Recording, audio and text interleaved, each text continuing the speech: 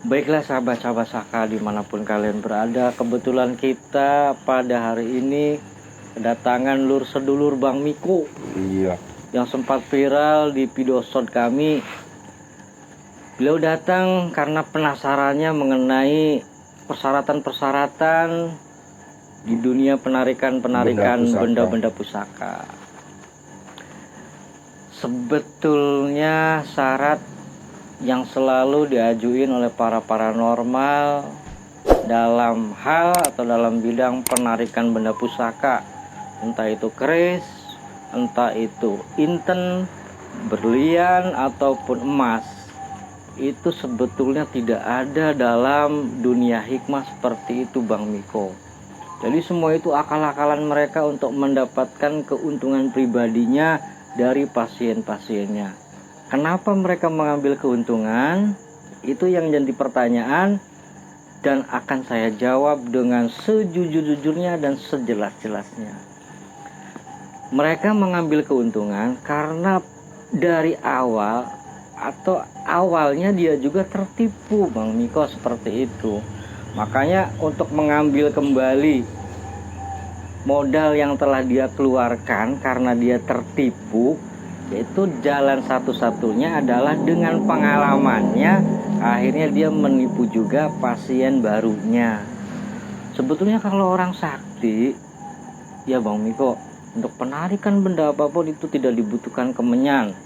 Kemenyan gunung kawi, kepala kerbau, madat, ataupun benda-benda yang ada nilainya. Itu tidak ada. Nah, yang dimaksudnya apakah sebenarnya ada tinta emas itu ada nggak maksudnya tuh?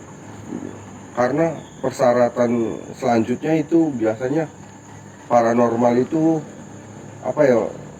Adanya tinta emas, terusnya tuh serai hitam segala macam. Sebetulnya yang namanya tinta emas, yang namanya serai hitam itu ada. Cuma barang itu susah didapatkan.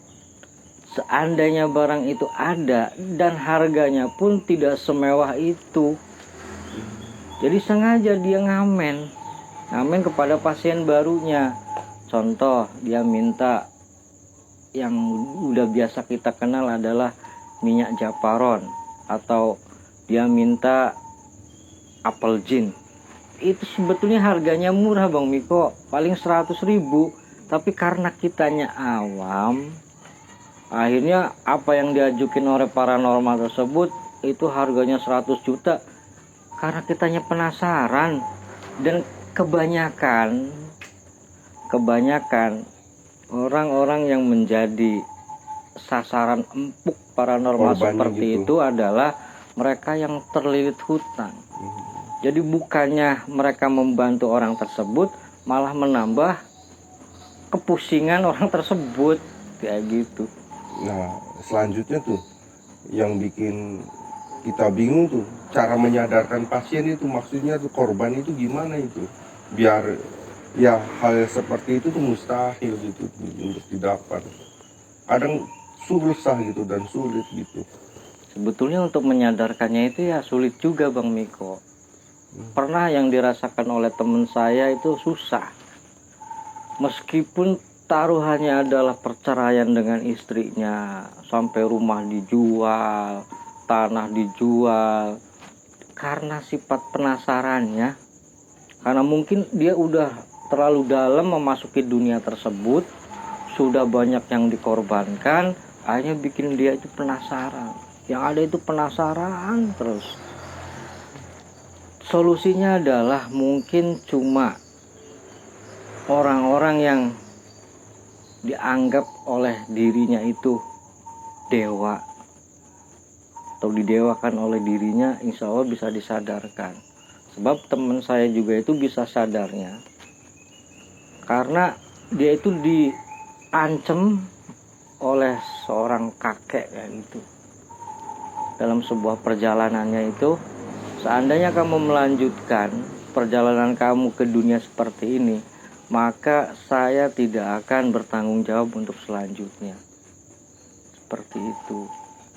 Itu kayak suruh hitam, itu sebetulnya ada. Cuma ntar kalau suruhnya itu udah dapet, mintanya pertama nggak disebutin butuhnya berapa, itu nggak disebutin.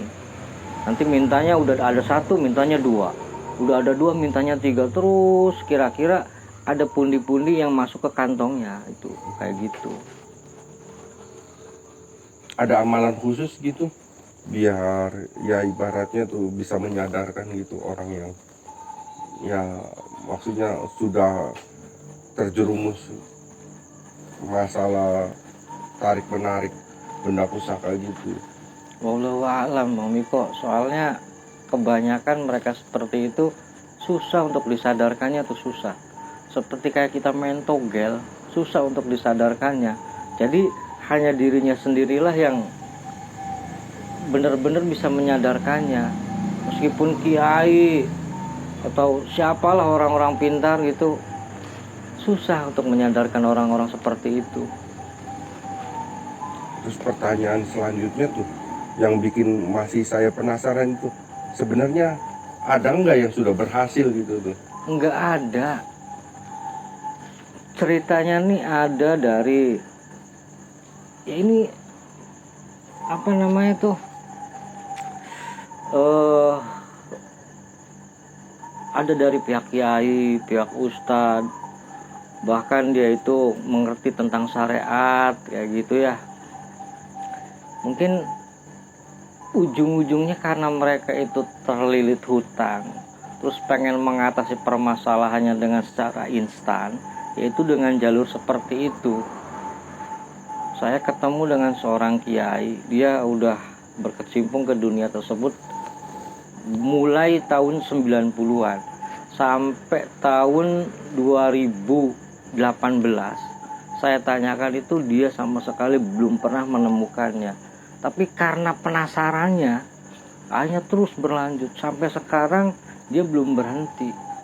Padahal udah di depan mata bahwa yang namanya barang seperti itu hal mustahil untuk diperolehnya.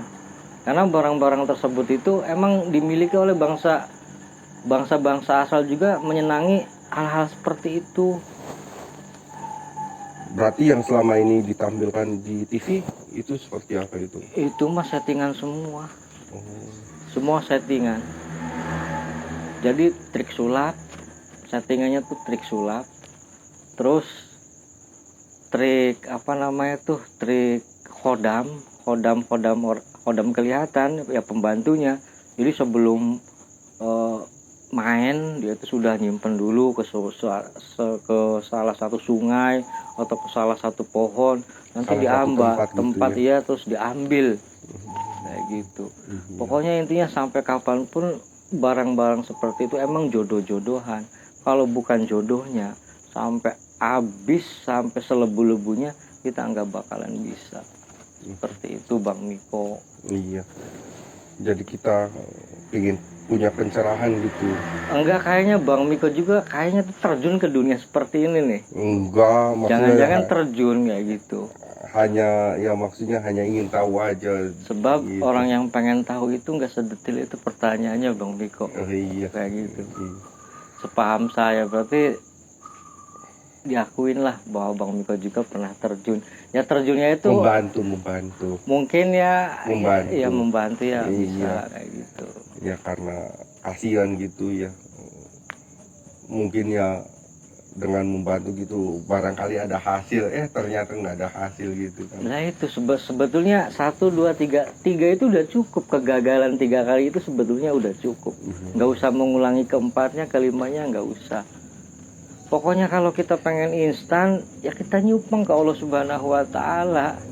Itu caranya. Pokoknya gampang lah untuk mengatasi permasalahan-permasalahan yang sedang melilit kehidupan kita itu ya gampang. Ada ilmunya, nanti saya arahkan. Ya tetap harus munajatnya dengan Allah, bukan dengan yang lainnya atau dengan makhluknya. Kayak gitu Bang Miko. Gimana Bang Miko? Masih penasaran? Iya. Nah cukup, mudah-mudahan bisa jadi pencerahan buat saya, buat diri saya pribadi gitu. Silahkan berpesan Bang Miko untuk orang-orang yang masih menggeluti dunia seperti itu. Ngomong baik seenaknya wis. Iya. Seneni lamun bisa mah.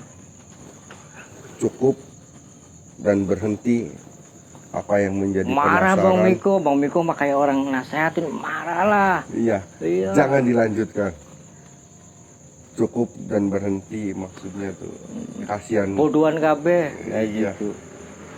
Kasihan kepada sanak saudara, istri, anak. Iya, bayangin coba Bang Miko, lagi Iya. enak-enak tidur dibangunin suruh wiridan, Iya. mana hasilnya kayak gitu. Iya. Paling nggak buat diri pribadi dulu, ibaratnya tuh yang menjadi pencerahan buat diri pribadi.